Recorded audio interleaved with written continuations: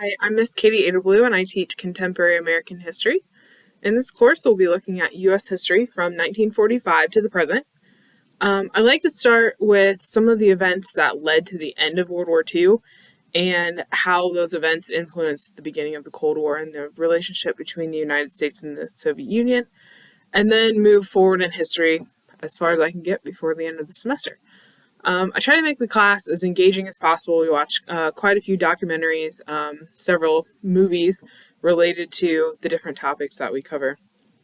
And I can go into a lot more detail with events like the Korean War or the war in Vietnam that students learn about in their AMLET and Worldlet classes, but maybe can't get into as much detail or spend as much time as what I can in the elective class. I also really like to cover events that students don't really get much of at all in other courses, things that students tend to really like. We talk about the Kennedy assassination, for example, the space race, things that they know about, but in other courses you just don't have time to cover in as much detail. So it's a really fun class, especially for a history lover to teach. And I always find that kids leave with at least one topic that they really connected with and really enjoyed learning about over the course of this semester.